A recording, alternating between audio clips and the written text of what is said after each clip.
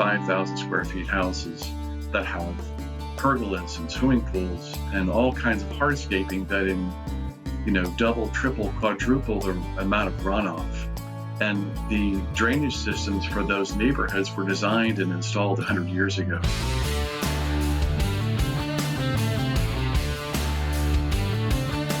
Welcome to the Fine Homebuilding Pro Talk Podcast, a regular discussion with building industry professionals.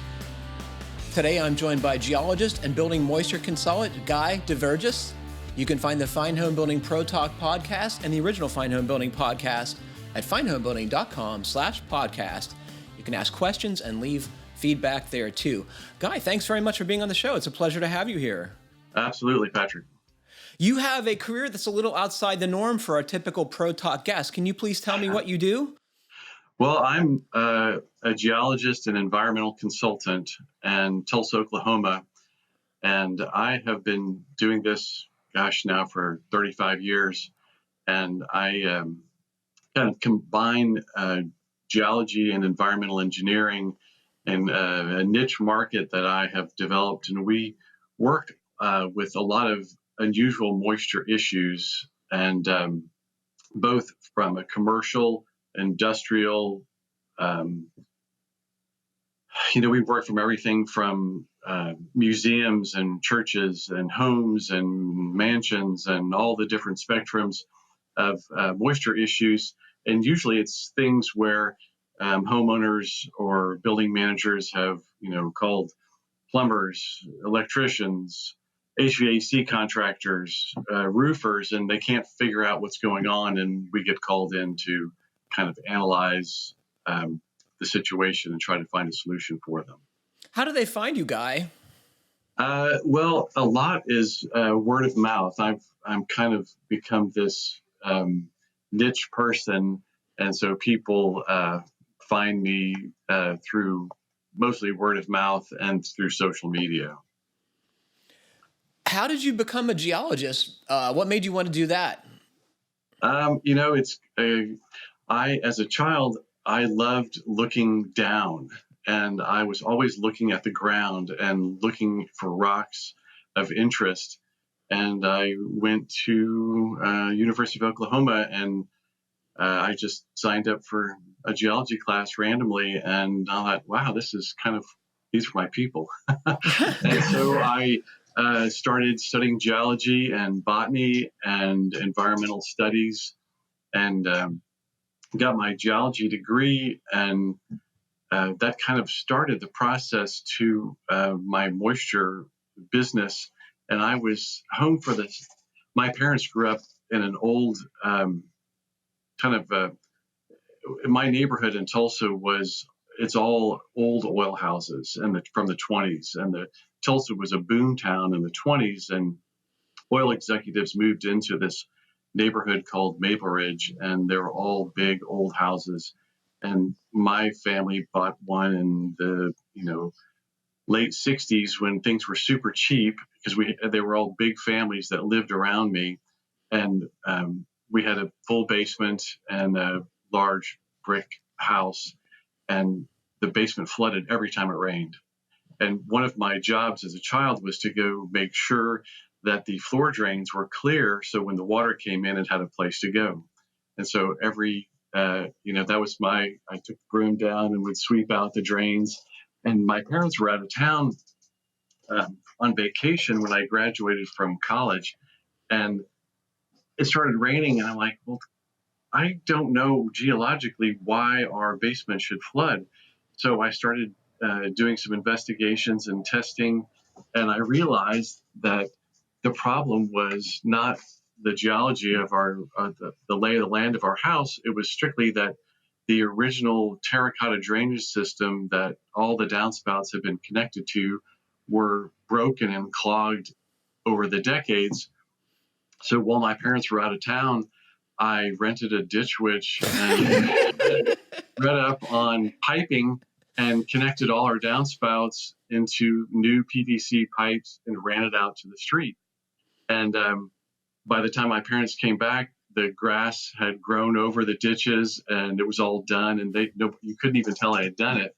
And the first storm, my mother said, Guy, go down and check the drains. And I said, well, I will, Mom, but we're not going to flood anymore. And my mother was like, you're a bleeding genius. And she started giving my name to all the old ladies in the neighborhood whose basements flooded. And I started going around and just saying, yeah, well, we need to do this. But it wasn't a business. I had a bigger career ahead of me, I thought. And so I got my environmental engineering degree, and I went out to save the planet, and worked for a big environmental consulting company. And I realized that's not how you save the planet.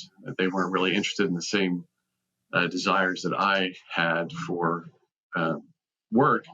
And so I went out on my own, and the phone kept ringing, and I started going out doing moisture inspections professionally 25 years ago, and just kind of built my knowledge as I went and studied more and tried to use my science knowledge and my knowledge of building construction. And here I am, and I really enjoy it. We get to help people almost every day. Well, we were introduced because you wrote in about Kylie's well, which we have talked about on the regular podcast. She has a shallow well. And can you talk about how common shallow wells are and what are the drawbacks or disadvantages of this well type?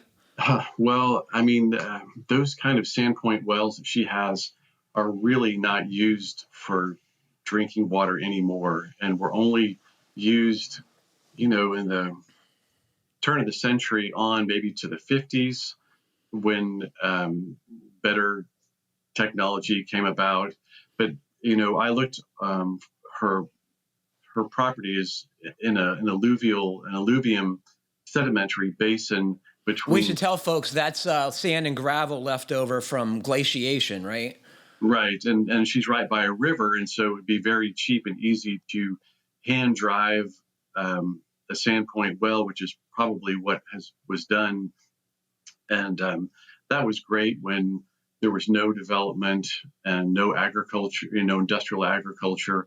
But you really can't rely on those shallow wells anymore for high quality drinking water. I mean, you might have been able to use that to feed your animals, but it's not safe anymore just because of industrialization. And to have a 20-foot well, I mean, you're drinking the groundwater from everybody upstream of you and up dip of you, and that's really not safe anymore. Mm. What is this something you deal with in your practice? You told me in an email that it's more like moisture problems in buildings, but your background in geology, I'm sure, informs. Yeah. We do both.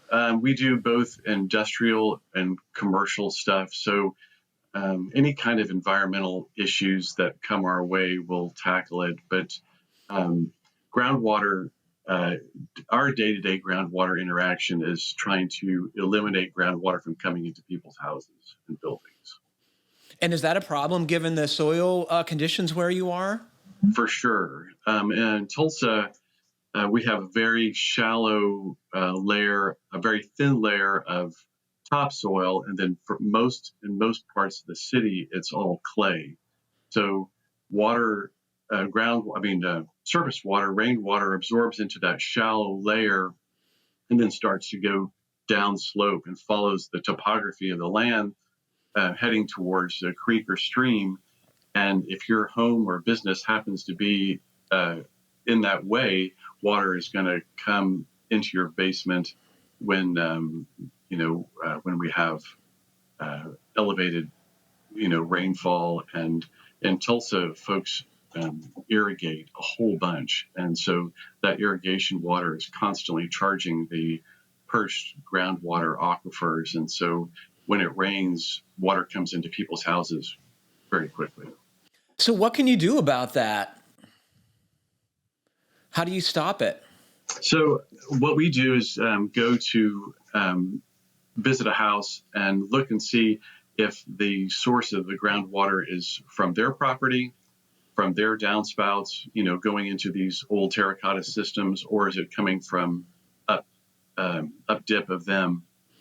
And we do that by doing monitoring, and we camera all the underground drain lines in their house to make sure that their sanitary sewer is not leaking, that all their downspouts are going to appropriate drainage systems, which they almost never are. And then we analyze how much they're irrigating and their neighbors are irrigating, and we kind of make a plan of action. But usually the drainage systems that are in these old houses in Tulsa are no longer any good, and so we replace them with modern PVC systems to alleviate that, and then we'll put a French drain around the house. So we kind of rebuild what I call the drainage burrito, and we dig a trench, have our tight line, our French drain at the bottom with a geosynthetic fabric on it, our tight lines that are connected to all the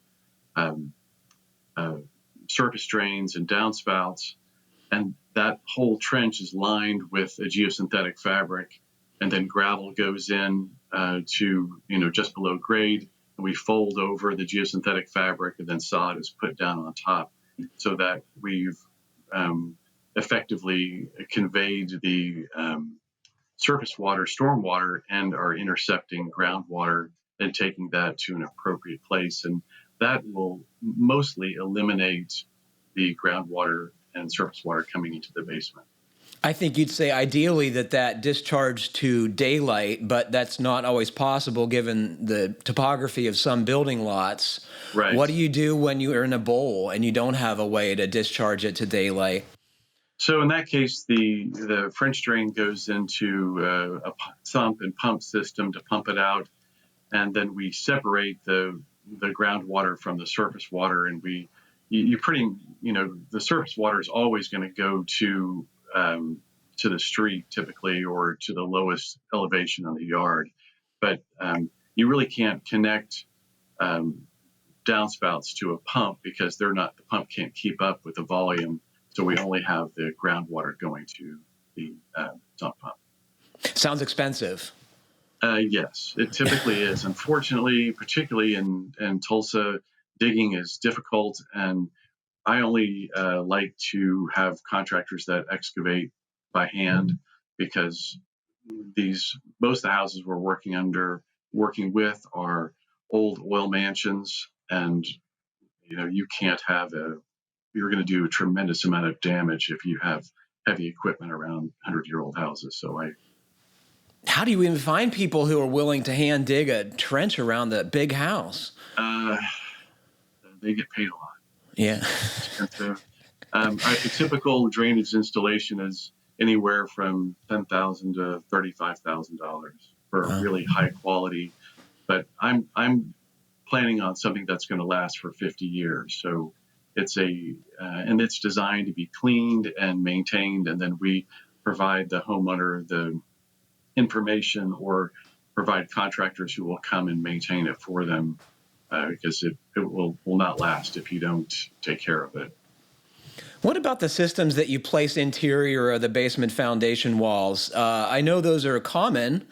These basement drying companies employ them, I presume, because there's less site disturbance, and I'm guessing it costs less. Do these systems work?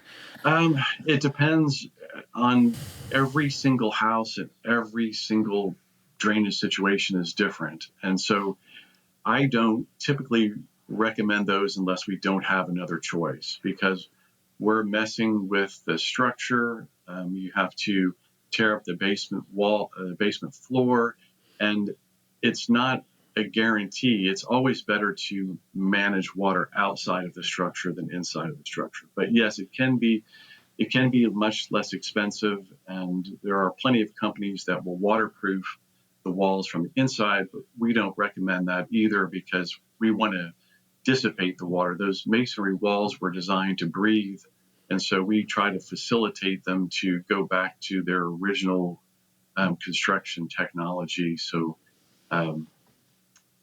you were talking about effervescence, I think last week or 2 weeks ago, and that is not necessarily a bad sign. That's a sign that the moisture drive is occurring, and we want to just provide the outside of the basement walls to be dry enough so that we can minimize bulk water coming in, but not stop the natural process of water moving through the basement walls and foundation. On that subject, we heard from another listener who asked about he suggested, he was a home inspector, that putting those coatings on the interior can actually lead to deterioration of masonry units. Have you seen that happen too? Absolutely. Yeah. What's up with that? Why? Well, I mean, the process was for the walls to get wet and dry. And the masonry structures were designed to do that thousands and thousands of times. But when you block that water moisture, the water is still on the backside of the masonry unit, right? But it no longer can dry thoroughly through the block wall. And so eventually the mortar or the blocks themselves can deteriorate and really cause structural damage to a house. Is that owing to freeze thaw, or does that happen in warmer places too? In Tulsa, we don't really have a deep frost, so it's just those were not designed to be underwater all the time, and that's basically what they are. You told me in an email that you're often called out to check out HVAC problems. What are people calling you about, and what do you see when you go out there oftentimes? Well, it's funny. Usually we get a call and someone says, my house is just wet. It feels wet all the time, winter and summer. And we do our full inspection, no matter what the situation is, because I want to look at both the inside, the outside, the basement, and we look at the air conditioning system. And usually the problems with the air conditioning system are related to dew point. And the HVAC system, we're a cooling climate, so folks here are air conditioning a lot.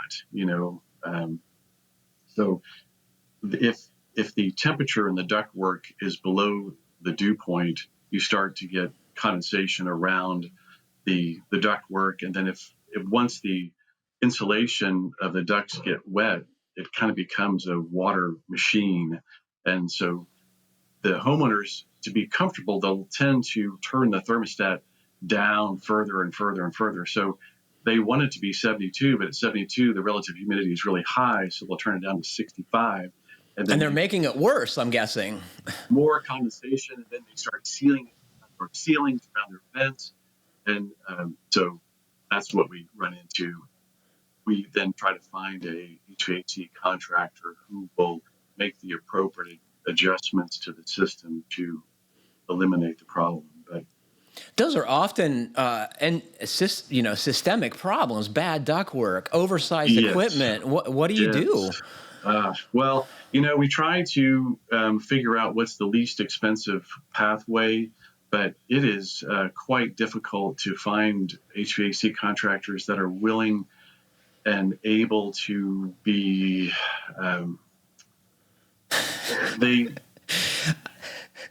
the quality control of HVAC contractors in Tulsa, I find to be quite low.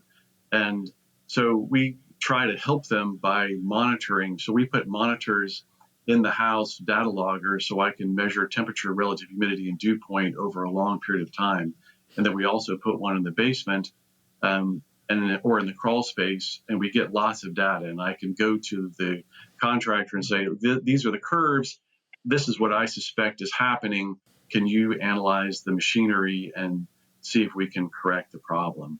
But sometimes we end up just replacing the furnace and air conditioning system and the ductwork because someone has put in a new system that, the new multi-speed fans tend to start really low. And if the thermal if the temperature set point is met, then they never get to those higher speeds. And the ductwork that's in this attic or in the basement were designed for higher static pressure fans that are going to dry up the ducts after they finish. That really can become problematic. And because if the ducts stay wet between cycles, there's just more and more moisture. And last year we had to help rebuild an old oil mansion, the entire second floor, because the HVAC system had dumped so much water that it rotted ceilings, rotted plaster, mold was growing everywhere. It can be a terrible problem, and I feel bad for homeowners when we get to those situations, because they have been typically exposed to high levels of mold, and usually they've had the contractor back out a dozen times. There's a problem, and the HVAC contractors, I think there's plenty of honest ones, but there's many that are they're looking to make that big install paycheck, and then they're out if there's a problem. I don't think they understand the trade, the craft, as well as other trades. I think they're poorly trained. Well, Patrick, I find that HVAC contractors are the least well trained of all the trades I deal with, and I find, it's disappointing, but electricians know their craft, and roofers typically can do a good job, but HVAC, they know no one's going to look at it. They know no one's going to get in the attic. They know the homeowners are not going to understand what's going on. They give them a super fancy thermostat that very few people know how to operate, and charge enormous sums of money. I've been to houses where they installed a $20,000 furnace on 1950s ductwork that was completely rotted out. And when I went into the crawl space, it was 60 degrees down there, but it was 80 degrees in the house, because none of the air was getting, and a skilled craftsman would not allow that to happen.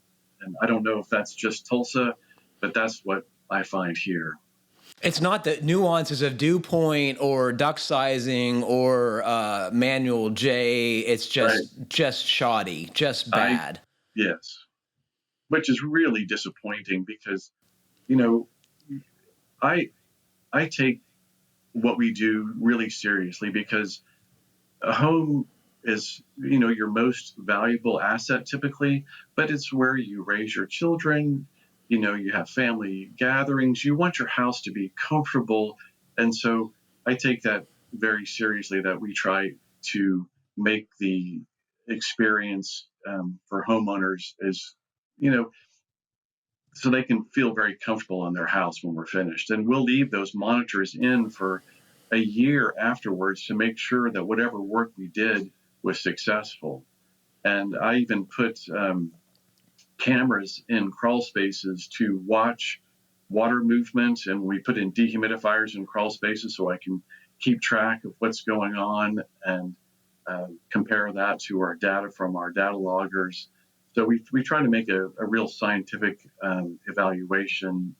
I don't want to charge someone a lot of consulting fees and then have them not actually work successful in the long run.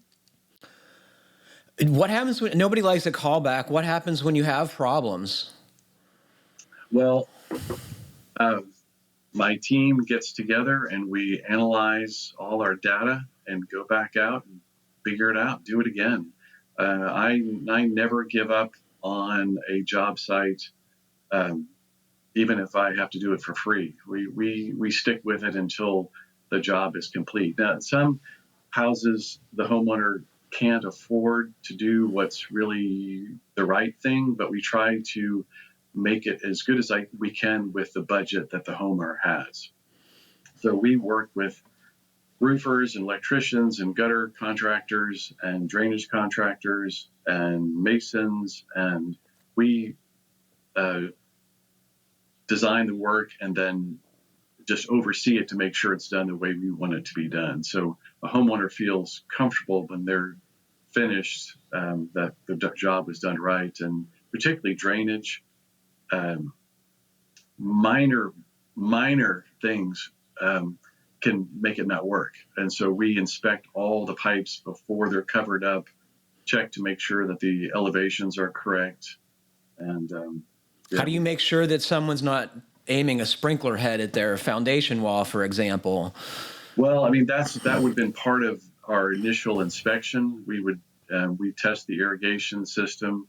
We just looked at a house the other day, Patrick, that was like their yard was like a swamp, and the homeowner was like, I can't figure out what's going on. So we looked at the irrigation, and they were irrigating their house 4 times a day, and had no idea, because people come home, they turn on their television, they're not looking at their house anymore. People are not being outside like they were when these houses were built.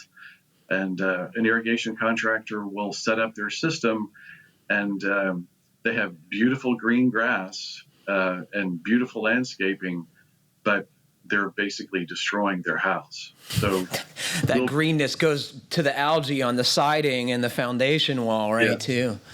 And it's just crazy. But Tulsa and this neighborhood where I live, Midtown Tulsa, people are really into their green grass, and I am opposite. I'm working on the beginnings of a little scientific project of converting yards back into prairie, and my grass is about that high. And do your neighbors give you a hard time about that? Do they make snide comments? They when I first started this project, people would come up to my wife and say, "Is Guy sick? Is something wrong? Does he need help?" Because I used to have I love lawn work. That was my first job. I had a lawn business when I was a kid.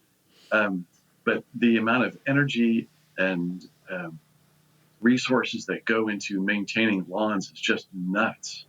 And it's more chemical fertilizer than all of agriculture, as I understand it. Is that right? That, and it absolutely. And in Tulsa, there is no regulation of companies that apply lawn chemicals. So you get what you get.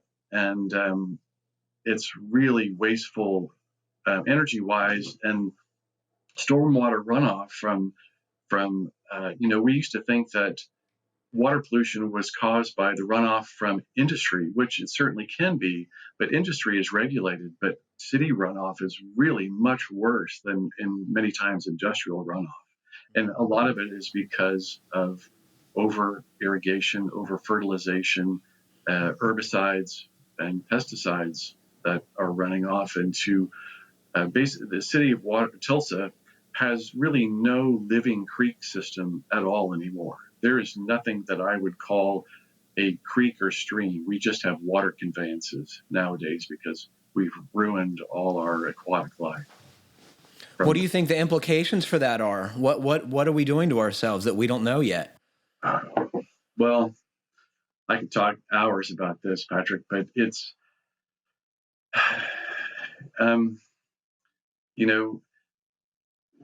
if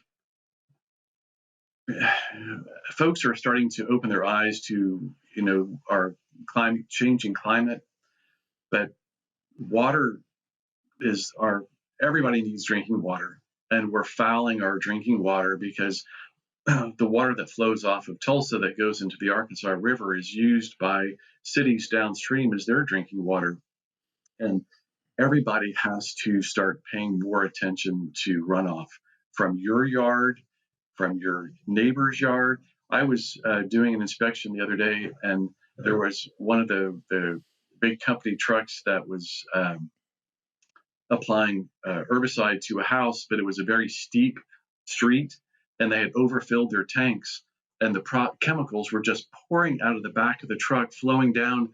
And I drove up, and I rolled my window down. I'm like, dude, you're polluting the environment, and that is incredibly unprofessional. And he just looked at me like, I just get paid $12 an hour to apply this stuff to the ground. And yeah, but homeowners should really start to think about how they manage their yard, because if we could link up our yards to become more of a habitat. Just since I have stopped mowing, I still edge and weed eat and keep it but the grass grows about 11 inches and then just lays over. And it's actually quite beautiful. It's starting to look like a prairie again. And now I have rabbits that live in my yard that because they have, they're hidden from my dog. And I have a what's called a rain garden that my downspouts discharge into an area that is all native plants, native flowering plants. And I have this plant called the blue aster, which is an incredible flowering bush.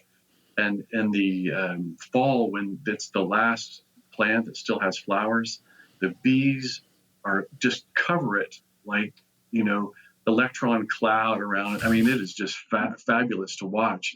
And no, my yard is not as green as my neighbors, but I'm trying to pave the way to change water usage and runoff characteristics in our city. In my suburban neighborhood, it's a battle to who can have the nicest lawn, right? How do you broach the subject of your beautiful green lawn is despoiling our waterways with somebody without starting a fight? Well, I don't. I try to go when people ask questions. And for example, I have a customer right now that we did a drainage system. We've done a whole bunch of things to their house. And she said, I want to have less grass, but it's a beautiful, elegant lawn. And so I brought in a landscape architect who can draw up a plan to remove the grass and still have beautiful plantings that will satisfy these homeowners' desires. But, most folks can't afford a landscape architect. So if you kind of follow my plan, you can have a really nice yard, nice looking. You just don't have to have the maintenance that goes with it. So I'm trying to lead by example. What would you tell people to look for when they're considering a building lot? Are there some things you just should totally stay away from? For sure. Gosh. In 2021, we went to two houses that should have never been built on a lot. And they're sloping like this into the backyard and into the house. Never buy a house. Never build on a lot that's sloping. You want your house to be proud of, you want everything to slope away from your property. Steeply sloping lots are, unless the house is properly planned, should be completely avoided. And one of the big problems that we have in what you call infill development in the center of the cities is, the houses that were originally constructed in the 20s, 30s, and 40s were 1,200 square feet. Now they've been torn down and they're being replaced by 5,000 square feet houses that have pergolas and swimming pools and all kinds of hardscaping that double, triple, quadruple the amount of runoff. And the drainage systems for those neighborhoods were designed and installed 100 years ago, and the city is not going to change those. So now we have, I have a call once a week about one house that is flooding another house because they have,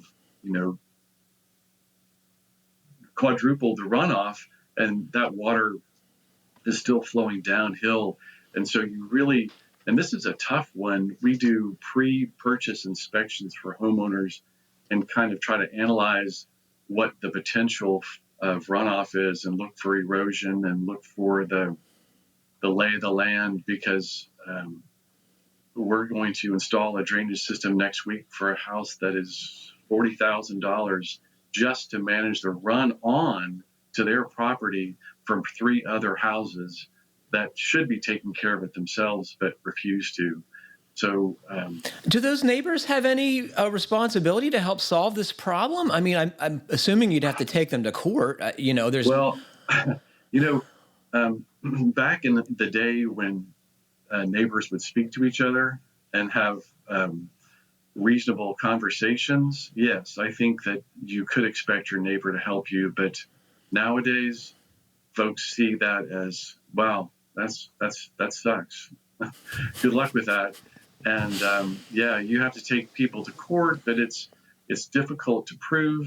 And if you're downslope, you have to accept a neighbor's runoff because that is where gravity is taking the water. But you shouldn't change the volume, the velocity, the water quality, or the flow rate. So, but if you are building a new house, you have to really take that into account. And it's unfortunate that in Tulsa, there are no rules for that. And I lobbied the city council to require infill development to manage water, but it was immediately shot down by the development community because anything that makes their job one iota more complicated, they're not. But or expensive, right? They're looking to maximize expensive. the profits of Right. development. But water has to be managed. And as a matter of fact, I'm working on a project in Bentonville, Arkansas, and the house right now, it's my house. My neighbors are all flowing into my yard, and I'm going to try to do a demonstration there where I collect the water and store it underground in a cistern and then slowly pump the storm water out 24 hours after the storm has passed so that we minimize what's called first flush when all the original debris flows into the storm water. And I'm hoping to help the city of Bentonville design. They have an incredible rock bottom creek system that is the original drainage system of the land. And I want to teach them to protect that so they don't end up in the same situation that the city of Tulsa's in. What do people get wrong about managing their stormwater or roof water on new builds? Well, the many times the original construction will have a drainage system, but they'll put all their downspouts and surface water runoff into corrugated black pipe that you see in the the big home box. Center, yeah. And that stuff is it's crap. And they'll last for 4 or 5 years. They'll be completely clogged. You can't clean them with an auger. And the homeowner spent big bucks to have this drainage system put in, and then we replace those regularly. And so when we go back with PVC, with clean outs that, with decent maintenance will last the life of the structure because it's all underground. And we provide the homeowner a map showing where everything is so they can pass it on to the next homeowner so they don't dig up when they're planting trees or putting in irrigation, that they don't destroy our system. And that is money well spent for a homeowner. As we talked about a little bit earlier, your business is different than many of the guests who are on this program. But has the pandemic affected your business positively, negatively? Patrick, the last 2 years have been our busiest years ever. Why, Guy? And because everyone's home and they see their problems close up.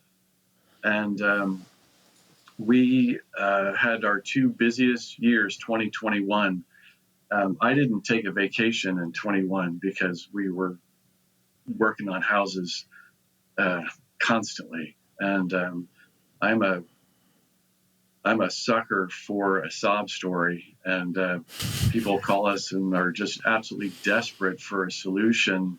And we had an open trench, and a storm was coming, and I was afraid that we were going to flood the basement of this house. And my coworker stayed there through what turned out to be an F1 tornado that went right over the house, trying to ensure that our drainage was going to work. So yeah, we're real serious about what we do. But I don't know if your listeners will have noticed this, but our customer phase through the pandemic, you can just tell people are stressed out to the max because homeowners are not as nice as they used to be. And it's a very unfortunate for us because we try to do really good work, but problems do occur. Supply chain stuff, we can't get concrete poured. Contractors are way behind. And the first thing I tell customers is you have to be patient. Something that would have taken me 2 weeks is going to take me all summer now. And you just have to be patient. And homeowners, I've been yelled at, fingers pointed in my chest. And I never before has that ever happened in my professional career, just since the pandemic. I would find that unacceptable to have someone sticking their finger in my chest. What do you say to someone who's doing that? Well, I try to think about my father, who told me that you have no idea what people are going through, and so always be kind and patient. And so I try, and then I yell about it later. I go for a run or I go to yoga and try to, but it is, I never have I seen that before. And I hope it stops because people are really unpleasant these days. And it used to be, we would have somebody unhappy once every 5 years, but now it's like every month somebody is bitching about something. And it's an imperfect construction world right now, and homeowners have to be patient or don't do the work. As a matter of fact, I tell folks all the time, if this is not an emergency, wait at least a year. We'll still be in business. We'll come back. But if you want a whole bunch of work done in your house, we can't get gutter. We can't get downspouts.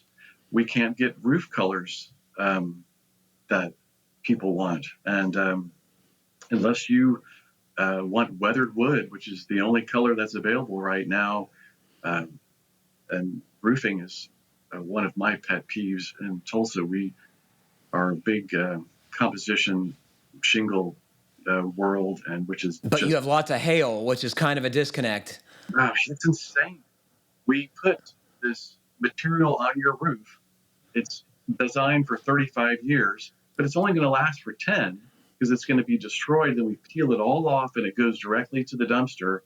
And metal roofs are the way to go. In my neighborhood, I tried to get I'm in a historic preservation neighborhood, and they wouldn't allow me to have a metal roof because I tried to explain to them, tell me about the history of composition shingles. How historic are those? Not at all. And I showed them the history of metal roofs and how they predated composition. But the Board of Adjustment was not impressed by my. They were unswayed. Yeah. But now I want to incorporate solar panels on my roof, and I have one building that's solar powered, and I have an excellent southern exposure on my house, and so I would like to cover the entire southern exposure, and that's a battle that's coming up probably in 2022 for my historic preservation folks. Has anyone ever tried to do that in your neighborhood? No. I'm guessing it would be okay on an elevation you didn't see, but on the front of your house, I bet that's a bigger problem. It is. My house is on a hill, as you might imagine, and it's higher up, way off the street, so you'll be able to see them, but just barely. And so I'm hoping to get that passed off. And the solar shingles are coming. They're much more expensive. And half as efficient, right? Yeah, and if you have an issue, there's each section has a connection, and every one of those connections is a potential, disconnect at some point. So I have a commercial building that I have solar panels on that's hidden behind the parapet wall, and it is wonderful because nobody knows what's going on, but I'm generating my own power, and I hope to I like being managing my own power supply. I would love to have my own water supply and do my own water filtration. And there is a movement to, the way our infrastructures have been developed for cities where we rely on the city to manage our wastewater and to provide our stormwater, convey our stormwater and provide drinking water. All that was designed 150 years ago. And the idea with civil engineering was to hide everything underground. And it's time to bring things above ground so that humans understand that the most important thing we have is very precious. And I think that's coming, but I'd kind of like to lead the way in my community if I can. Good for you, man. So let's talk about the warts on your landscape and house. Do you have any moisture problems or things that you're ignoring? Water issues? As you know, there are. Because I'm so busy, I'm not always paying attention to my house.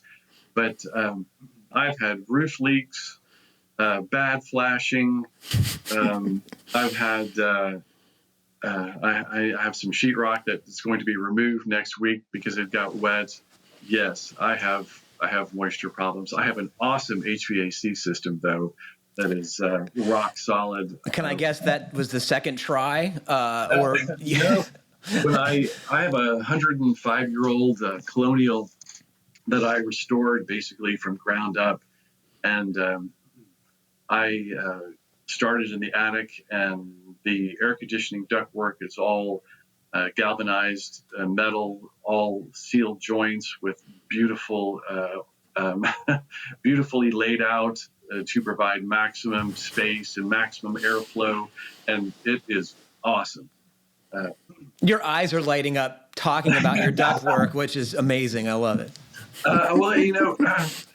Starting in a renovation, if folks are patient, you can turn a 100-year-old house into a very energy efficient and comfortable living space, but you have to be patient. And we start in the attic, and I design very well ventilated attics with air sealing between the ceiling joists, and then I'm a big proponent of rock wool insulation. That stuff is fantastic.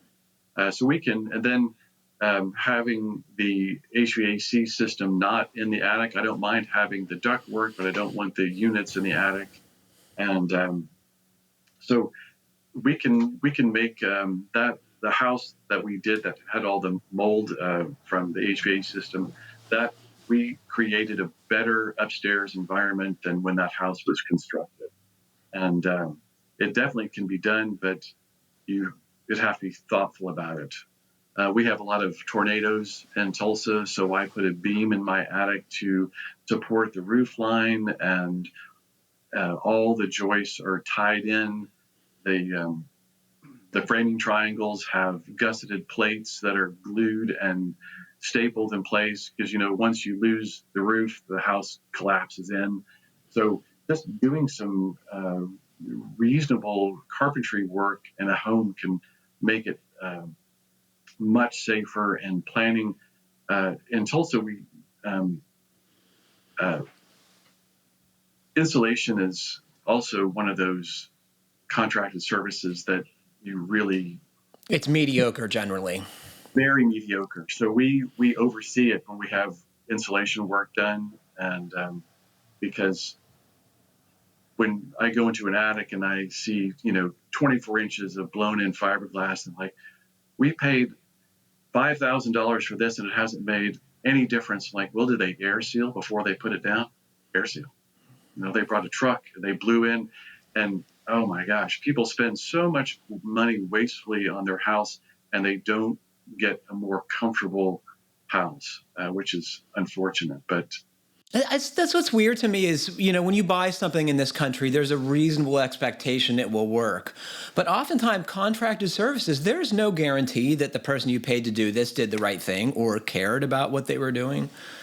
Or had any skill whatsoever in doing it. And it's really sad. And to the young people out there, being a home consultant is a business, is a growing business. And if you have some interest in science and you like building technology, but you don't want to swing a hammer, there are ways to learn how to make a really nice living just managing property and understanding. We understand all the trades. I'm not going to wire a house, but I understand electricity. I understand what it should look like. I understand framing. I understand roofing. I'm not going to do any of it, but we can help oversee work to make sure that simple things don't get overlooked that are not part necessarily of inspection, city inspection, but just what is going to make a home more comfortable. And I'm trying to work with the university, the Oklahoma State University in Tulsa. I've asked them to develop a program about building science because it's a career, a very interesting career, and I fortunately love what I do, and I love getting to help people. And you can use your science knowledge to do something cool that most people have no idea what's going on with their home, other than they get pissed off quickly when it doesn't work. So, what do you say to someone like? I totally, wholly agree with you that you could make a good living and have an interesting job and help people. But like, how do you even know you like building technology if you've never been exposed to it? It's something that we don't seem to value as a society as much as we should. I agree. That's a really good point, because you have to know. I think that if you started out in like construction science, but you didn't want to be on a construction site, that would be a good way of starting. I really encourage people to take things apart. When I was a kid, I took apart the washing machine and the dryer and the dishwasher and the radios and the television, and that's how I figured out how things went together. And another. But how the heck do you take apart an iPad? It's like it's different. Yeah. But you certainly can take apart your house. Yeah. And I was renting a house right after I graduated from college, and the owner decided to sell it, and I had to find a place to live quickly, and I was poor and cheap, and my parents had a garage apartment that was just full of junk, and they were again on vacation, and while they were gone, I moved in, got water on, redid the walls, painted, put down carpet, got the plumbing working again, and I had no idea what I was doing. And I just I was desperate and needed a place to live. And when they came back, I was living in their garage apartment, and it was pretty sweet. And so that's how I learned. That was my first renovation project, was a 400 square foot garage apartment. It's been a pleasure talking to you, Guy. I hope we can do this again. Yeah, for sure. I love talking about this stuff, and I really appreciate your podcast. And I found it. I was listening to Clear Story, which is a podcast. This Old House podcast, right? House. And my friends at Apple recommended that I listen to your podcast, and I have been a religious follower now for almost 3 years. Well, thank you. And I can tell you a few things are more validating to what we do than smart folks like yourself listening and paying attention to what we do. It's, thank you. Yeah, I mean, you can tell that you all are dedicated to your crafts, and it's providing the information that you do is an incredible service to the community. So I think you're doing a great job. Thanks, man. Well, right. Unfortunately, that is all the time we have for today. Thanks to Guy for joining us, and thanks to all of you for listening. Please remember to send us your comments, questions, and suggestions to fhbpodcast@taunton.com. And please like, comment, or review us however you're listening. It helps other folks find our podcast. Stay safe, everybody. Keep craft alive. Happy building. Keep your basement dry. Thanks very much, Guy.